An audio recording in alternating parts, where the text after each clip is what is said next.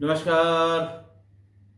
आज मैं फिर आपके सामने अपराध की एक और घटना लेकर आया हूँ।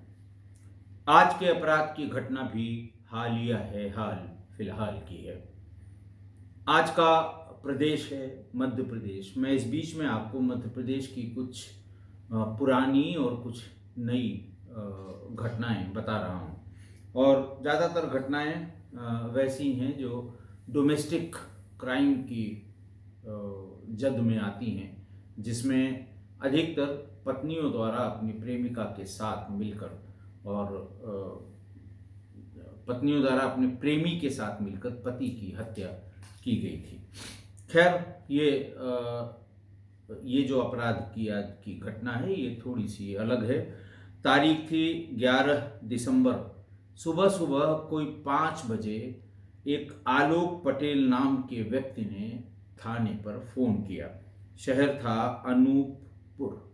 अनूपपुर में अनूपपुर शहर बहुत बड़ा नहीं, छोटा सा शहर है। मैं भी एक बार गया हूँ जब मैं मेरे भाई की तैनाती वहाँ पर अनूपपुर में फॉरेस्ट ऑफिसर के रूप में थी, तब मैं गया था। बहुत अच्छा सा कस्बा है, खुला हुआ, विरल बसा हुआ, बहुत घना बसा हुआ नहीं है। वहीं के एक मोहल्ले से एक लड़के ने फ़ोन किया थाना अध्यक्ष को और उनको ये बताया कि साहब रात में करीब 1 बजे कुछ बदमाश, कुछ डकैत मेरे घर में आ गए, मेरे घर का सामान लूटा और मेरे माँ, बाप और घर की एक नौकरानी की हत्या कर दी। 3-3 हत्याओं की बात अनूपपुर जैसे बहुत ही शांत इलाके में। एकदम सब चौकन्ने हो गए, सारे पुलिस के अधिकारी कर्मचारी जो थाने पर मौजूद थे। और सब ने पहले तो अपने सभी अधिकारियों को इस सूचना के बारे में बताया, फिर भाग के मौके पर पहुंच गए। वहां पर जाके उन्होंने देखा कि साहब ये 3 लोग वहाँ मृत पड़े हुए हैं। बरामदे में जो पड़े हुए थे, वो लड़के ने जिसने फ़ोन किया था उसने बताया कि ये मेरे पिता हैं। और बिस्तर पर उस जो घर की जो घर की नौकरानी थी वो पड़ी हुई थी और माँ भी वहीं पास में पड़ी हुई थी। खैर, पुलिस ने पूछताछ शुरू की, लोगों से जानकारी शुरू की और फिर ये जानना चाहा कि कैसे कैसे क्या क्या ये घटना हुई और घटना के बाद किसने सबसे पहले देखा। उसमें राजेंद्र पटेल, जिनकी उम्र 40 साल थी, उनकी मौत हुई थी। उनकी पत्नी रूपा पटेल जब पुलिस आई तो बहुत ही गंभीर रूप से घायल थी। उन्हें अनूपपुर जिला अस्पताल ले जाया गया, फिर वहाँ से जबलपुर रेफर किया गया, लेकिन चौथे दिन उनकी मृत्यु हो गई थी। और उनकी नौकरानी सीमा बैगा, जिसकी उम्र 25 से 30 के बीच में थी, उसकी भी मृत्यु हो गई थी। सभी के शरीर पर तेज धारदार हथियार और भारी वस्तुओं से उनके सिर पर प्रहार किया गया था, जिसकी वजह से उनकी मौत हुई थी। खैर, पुलिस ने जानकारी करनी शुरू की। सबसे पहली शंका उस लड़के पर हुई जिसने ये सूचना दी थी। उसका नाम था आलोक उर्फ सूरज पटेल, उम्र 18 साल, बस तुरंत तुरंत ही 18 का पूरा हुआ था। और वो इनका राजेंद्र पटेल की दूसरी पत्नी का पहली पत्नी का बेटा था। रूपा पटेल जो मारी गई थी वो उनकी दूसरी पत्नी थी, यानी रूपा पटेल आलोक पटेल की सौतेली माँ थी। उसकी माँ की मृत्यु नहीं हुई थी, बल्कि पिता ने उस माँ को छोड़ दिया था और दूसरी शादी कर ली थी। खैर, आलोक पटेल से कोशिश की गई बातचीत करने की, लेकिन उसने शुरू से अंत तक एक ही बयान दिया कि मैं उस तारीख को यानी मंगलवार को रात 11 बजे घर से ट्रैक्टर लेकर खेत चला गया था। पक्का घर बनवा रहे हैं, इसलिए सभी बरामदे खुले हुए थे। सुबह जब मैं घर पर पहुंचा तो पापा खून से लथपथ पिलर के पास पड़े थे और नौकरानी सीमा का शव उसकी बिस्तर पे था। उसका सिर बुरी तरह से कुचला हुआ था। मम्मी की हालत गंभीर थी, वो अपने बिस्तर पर थी, कुछ भी बोलने की स्थिति में नहीं थी। एक छोटा भाई यानी उसका सौतेला भाई आयुष पटेल वो घर के भीतर सो रहा था और उसे इस घटना के बारे में कोई भी जानकारी नहीं है या नहीं हो पाई। पुलिस को प्राइमा फेसी ये शंका हुई कि आलोक पटेल जो बात बता रहा है उसमें कितनी सच्चाई है, क्योंकि घर में अगर कोई बच्चा 8 साल का सो रहा हो और 3-3 लोगों की हत्या हुई हो तो ऐसा हो नहीं सकता कि ये उसको पता न हो या उसने अपने भाई को सही बात बताई न हो। खैर, पुलिस जब जब उससे पूछ रही थी तो वो गुमराह करने के लिए बस एक ही बहाना बना रहा था। खैर, पुलिस ने भी अपना तरीका अपनाया कि दिन से बात करनी शुरू की, पूरी रात उसको जगा के और उससे पूछताछ की। 10 अलग अलग लोगों ने पेन और कलम लेकर उसका बयान नोट किया। फाइनली जब 10 अलग अलग लोगों ने उसके बयान को देखा तो समय में और जो उसका सीक्वेंस ऑफ इवेंट था उसमें बहुत ढेर सारे कंट्रडिक्शन मिल गए। इन कंट्रडिक्शंस की वजह से पुलिस का ये शक पुख्ता हुआ कि हो न हो इसको इस बात की जानकारी है। तब लेकिन वो अपनी बात पर अड़ा रहा कि साहब मैं तो रात में 11 बजे ट्रैक्टर लेकर खेत जोतने चला गया था। पुलिस ने फिर वही वाली पूछताछ की, विशिष्ट श्रेणी वाली पूछताछ की और एक बिंदु पर जाकर फिर वो टूट गया और उसने अपना जुर्म कबूल कर लिया। उसने बताया कि हमने अपनी माता पिता यानी सौतेली माँ और अपने पिता को मारने के लिए 5 लाख रुपए की सुपारी दी थी। पैसा तो किसी को नहीं दिया था, लेकिन 5 लाख में ये सौदा पूरा हुआ था और जब ये सक्सेसफुली सब समाप्त हो जाता तो वो 5 लाख रुपए उनको दिया जाता। खैर, पूछताछ में उसने सब बताया कि इसमें वो खुद शामिल था, राजेंद्र ग्राम के बलटोला का रहने वाला देवेंद्र सोनवानी शामिल था, छत्तीसगढ़ के कोरिया का रहने वाला सक्षम केसरवानी, और ये तीनों ही 18 साल के थे। आलोक पटेल 18 साल का, देवेंद्र सोमवानी 18 साल का और सक्षम केसरवानी 18 साल का। इनके साथ 2 नाबालिग लड़के भी शामिल थे। उनका नाम नहीं लिया जाता सुप्रीम कोर्ट की गाइडलाइन के हिसाब से कि जुवेनाइल क्राइम करने वाले हैं। बहरहाल उनकी उम्र 16 साल थी।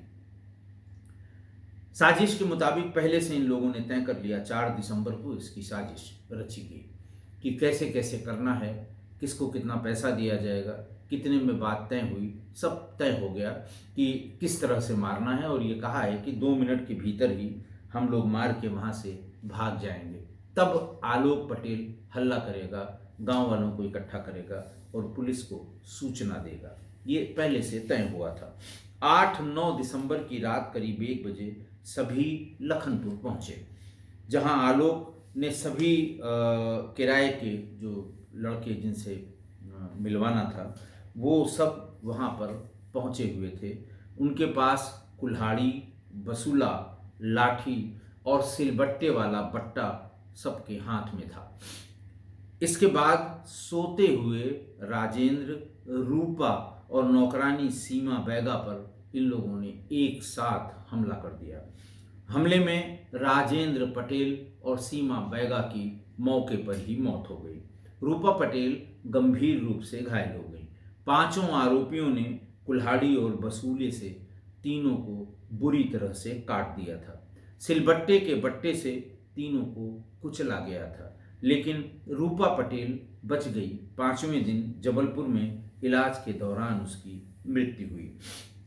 राजेंद्र के बेटे आलोक पटेल, जिसने ये हत्या का जो मास्टरमाइंड था, उसने बताया कि उसका परिवार खेती करता है और वही 11 बजे वो खेत में चला गया था। इस तरह की बातें उसने बताई। आलोक ने पड़ोसियों, और जब सब लोग चले गए, इत्मीनान हो गया कि अब सब यहाँ से भाग गए हैं, तो उसने पड़ोसियों और ग्रामीणों को सूचना दी और उसके बाद गांव वाले रूपा को अनूपपुर अस्पताल ले गए। डॉक्टर्स ने रूपा को जिला अस्पताल शहडोल रेफर कर दिया। शहडोल वालों ने भी कहा कि इसे फ़ौरन जबलपुर मेडिकल कॉलेज ले जाइए। उसे जबलपुर मेडिकल कॉलेज ले जाया गया, जहां इलाज के दरमियान 5वें दिन, 4 दिन के बाद 5वें दिन उसकी मौत हो गई। खैर, 2 लोगों को, आलोक और 2 नाबालिगों को पुलिस ने उस दिन फिर अरेस्ट कर लिया। वारदात के चौथे दिन पुलिस ने कोरिया से सक्षम के शर्वानी और अनूपपुर के राजेंद्र ग्राम से देवेंद्र सोमवानी को अरेस्ट कर लिया। सभी आरोपियों ने मिलकर अलग अलग सबसे पूछताछ की गई। तय हो गया कि सभी ने मिलकर ये ट्रिपल मर्डर कारित किया है। ये मारने वाले तो सिर्फ राजेंद्र और रूपा को थे। इनिशियली ये तैयारी करके उन्हीं दोनों को आए थे, लेकिन इस बीच में नौकरानी बैगा वो उठ गई थी और इसलिए इनका ये कहना है कि हमने इसी वजह से कि ये गवाही देगी, पहचान लेगी, लिहाजा उसकी भी हत्या कर दी। पुलिस के मुताबिक पुलिस ने हत्या का कारण जानना चाहा। बिना मोटिव के कोई हत्या नहीं होती और बिना मोटिव के हत्या को साबित करना अदालतों में बहुत मुश्किल होता है। इसलिए मोटिव जरूर जानकारी करके और उसको केस डायरी का यानी प्रपत्रों का हिस्सा बनाया जाता है। पुलिस को दिए गए बयान के मुताबिक आलोक उर्फ सूरज पटेल अपने माँ बाप से नाराज था। राजेंद्र पटेल ने पहली पत्नी पार्वती को छोड़कर दूसरी रूपा पटेल से ब्याह कर लिया था और आलोक राजेंद्र की पहली पत्नी पार्वती का ही बेटा था। पिता और सौतेली माँ में बचपन से ही भेदभाव था। सौतेली माँ ही होती है, भेदभाव कोई नई बात नहीं थी।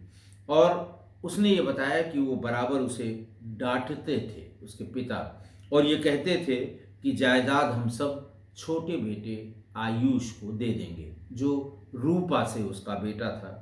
सौतेला भाई आलोक पटेल का, वो बराबर ये धमकी देते थे कि मैं जायदाद छोटे बेटे आयुष को दे दूंगा। और इसकी वजह से आलोक हमेशा अपने पिता के प्रति गुस्से में रहता था और पिता के प्रति उसके अंदर बहुत खराब प्रवृत्तियां जन्म ले रही थी। तो 25 नवंबर को 18वां उसका 25 नवंबर को 18 साल का पूरा हुआ था, बालिग हुआ था। उस दिन उसका जन्मदिन था और दोस्तों के संग बाहर जाकर जन्मदिन मनाने की जिद में जब उसने अपने पिता से पैसा मांगा और जाने के लिए कहा कि परमिशन मांगी, बल्कि पैसे की कमी उसको नहीं थी क्योंकि खेती बाड़ी सब उसी की जिम्मे थी। खेती बाड़ी करना, उसमें लागत लगाना, फिर बेचना और फिर उस बेचने के बाद वो पैसा अपने पिता को हैंडओवर कर देना या दे देना। थोड़ा बहुत वो अपने लिए जो बचा कर रखता था वो उसके पास थे। वो जाना चाहता था और वो इसकी परमिशन अपने पिता से ले रहा था, लेकिन पिता ने उसको बाहर जाने से रोक दिया, डांटा और थप्पड़ भी मार दिया। ये थप्पड़ उसके कलेजे पर लगा, दिल पर लगा और उसने उसी दिन छोटी मोटी रस्म अपने घर पर ही कर ली जन्मदिन की, और उसी दिन अपने दोनों नाबालिग दोस्तों जो 16 साल के थे उनसे संपर्क किया। उसने कहा कि पिता और सौतेली माँ की हत्या के लिए लड़कों की तलाश शुरू करो, मुझे हर हाल में अपनी सौतेली माँ और पिता की हत्या करनी है। 4 दिसंबर को उसकी मुलाकात दूसरे लड़के से हुई और उससे 5 लाख रुपए में ये डील तय हो गई। हुआ यूं कि जब ये लोग ये बात कर रहे थे कैसे करना है, किसको कितना मिलना है, वो उस समय जो नाबालिग लड़का था जिससे सबसे पहले इसने बात की थी, उसने ये सारी बातचीत अपने मोबाइल में रिकॉर्ड कर ली कि कैसे करना है, कैसे भागना है, क्या करना है। ये लोग कह रहे थे। ये जो प्लान था, इसी प्लान ने इन सब को इस पुलिस के जाल में उलझाया। पुलिस इनको उसी वजह से पकड़कर ले भी गई। पुलिस को जब ये वीडियो मिल गया उस नाबालिग के मोबाइल पर तो सारी चीज़ें साफ हो गईं। उस वीडियो में एक युवक कह रहा है कि मुझे ये बताओ कि जो सिस्टम अभी करेंगे, मारेंगे, और इन लोगों का घर बहुत दूर भी नहीं है, मारकर गाड़ी उठाएंगे और तुरंत चुपचाप यहाँ से निकल जाएंगे। इसके बाद सौतेला बेटा अपने उसी सहयोगी से कह रहा है कि ठीक तो है। दूसरा बोलता है कि एक गाड़ी चलाता रहेगा। तो सौतेला बेटा बोलता है कि नहीं, काहे को गाड़ी चलाएंगे, गाड़ी बंद रहेगी, मम्मी पापा को तुरंत काट कर भाग जाएंगे। फिर सौतेला बेटा उसमें कुछ गाली गलौज उनसे करता रहता है। तो बहरहाल ये वीडियो में जो लोग मौजूद थे उनमें आलोक उर्फ सूरज पटेल, देवेंद्र सोनवानी, सक्षम केसरवानी और 2 नाबालिग। तो ये बिल्कुल वो इतना बड़ा एविडेंस हुआ कि फिर इन लोगों के आरोप में होने की में शंका की कोई गुंजाइश नहीं रह गई। कोर्ट ने इनको गिरफ्तार किया गया। कोर्ट ने 3 आरोपियों को जेल भेज दिया और 2 को बाल सुधार गृह भेज दिया। अनूपपुर के एसपी मोतिउर रहमान ने बताया कि वारदात में इस्तेमाल कुल्हाड़ी, वसूला और मोबाइल जब्त कर लिए गए हैं। ट्रिपल मर्डर के आरोप में आलोक, सक्षम और देवेंद्र समेत 2 नाबालिगों को कोर्ट में पेश किया गया है। 3 को जेल भेजा गया, 2 को बाल सुधार गृह भेजा गया है। आज की घटना देखिए, सौतेला व्यवहार ये एक मुहावरा है, ये एक कहावत है। किसी भी चीज़ के लिए आदमी कहता है कि साहब ये बड़ा सौतेला व्यवहार है इसके साथ। 2 राज्यों के बीच में जब केंद्र के पैसों का बंटवारा होता है तो एक राज्य का जो विपक्षी दल है वो कहता है कि साहब मेरे राज्य के साथ ये सौतेला व्यवहार हुआ है। सौतेला व्यवहार का मतलब ये होता है कि एक ही जैसे 2 लोगों से अलग अलग व्यवहार करना। जैसे इस केस में 2 राज्य थे जो मैंने आपको बताया, दोनों ही भारत के राज्य हैं, एक ही गणराज्य के राज्य हैं। एक को किसी वजह से कम पैसा अलॉट हुआ, एक को किसी वजह से ज़्यादा पैसा अलॉट हुआ। तो ये कहा जाता है कि ये सौतेला व्यवहार हुआ है एक राज्य के साथ। तो एक ही तरह के 2 लोगों में एक से अच्छा व्यवहार और एक से बुरा व्यवहार, इसी को सौतेला व्यवहार कहते हैं। अच्छा, इस अपराध में पिता तो एक ही हैं, माँ 2 हैं। पहली माँ से जो बेटा है वो उसी ने ये सब मर्डर प्लान किया, उसी को उसके पिता ने बेइज्जत किया। और दूसरा बेटा जो है वो उसकी मौजूदा पत्नी, देवेंद्र जो मृतक है उसकी मौजूदा पत्नी का बेटा है। तो जो हत्यारा है वो पहली माँ से था और दूसरा मौजूदा माँ से था। तो सौतेली माँ हमेशा सौतेली ही होती है। वो अपना कलेजा चीर के दिखा दे, वो अपनी जान दे दे, लेकिन वो बेटे के लिए सौतेली माँ ही होगी। वो कुछ भी कर दे, लेकिन जरा सी भी ऊंच नीच हो जाए तो यही कहा जाएगा कि माँ सौतेली थी इसलिए उसने ऐसा किया। हो सकता है जो उसका अपना बच्चा होता उसके साथ भी वो वही व्यवहार करती, जिस व्यवहार पर उसके ऊपर टीका टिप्पणी होती है कि ये सौतेली है इसलिए ऐसा किया है। लेकिन सौतेली का मतलब सौतेली ही होता है। और बेटे को अनायास भी छोटी मोटी बातों पर भी ये महसूस होता होगा कि माँ सौतेली है, और अगर सौतेली ना होती तो वो ऐसा व्यवहार न करती। उसका ये मानना था कि चूंकि माँ सौतेली है इसलिए वो पिताजी को चढ़ा चढ़ा कर मेरे विरुद्ध करती है, और इसीलिए मेरे पिता मुझे डांटते हैं। और बात उस थप्पड़ पर कि अगर यही जिद उसके अपने बेटे ने की होती बाहर जाने की तो उसे कभी थप्पड़ न मारा जाता। मैं चूंकि उस माँ का सौतेला बेटा हूँ इसलिए इस वजह से वो भी और मेरे पिता भी मुझसे नाराज़ रहते हैं, रुष्ट रहते हैं, और मुझे हर समय डांटते डपटते रहते हैं। ये भी कहते हैं कि तुम्हें जायदाद का हिस्सा तुम्हें न देकर अपने जो वर्तमान पत्नी है उसके बेटे आयुष को दे दूंगा। अच्छा, इसीलिए कहा गया है कि सौतेली माँ कभी माँ नहीं हो सकती। कुछ भी कर ले, लेकिन वो कभी माँ नहीं हो सकती, वो सौतेली ही रहेगी। आसपास भी आप अपने परिवेश में अगर इस तरह का कथानक देखते हो कि किसी बच्चे की माँ सौतेली है, भले वो अपने ही बच्चे के बराबर उससे व्यवहार करती हो, कपड़ा उसे उसी तरह नया लाती हो, खाना उसको वैसा ही खिलाती हो, पढ़ाई के लिए उसे वैसा ही इंतज़ाम करती हो, लेकिन उस बच्चे के मन में हो सकता है कम आता हो, लेकिन टोला पड़ोस ये सब उसे एहसास कराता रहेगा कि तुम्हारी सौतेली माँ है, इसलिए उसने ऐसा किया है, इसलिए उसने तुम्हें डांटा है, इसलिए उसने तुम्हें बाहर जाने से रोका है। तो ये जो सौतेला शब्द है, ये इस सारी गलती इसी शब्द की है, सारा व्यवहार इसी शब्द में छिपा है, सारा भेदभाव इसी शब्द में है। तो माँ अगर सौतेली है तो वो सौतेली ही रहेगी, कभी वो माँ नहीं हो सकती। आशा है आप मेरी इस बात से सहमत होंगे। आज के लिए इतना ही। बहुत बहुत धन्यवाद।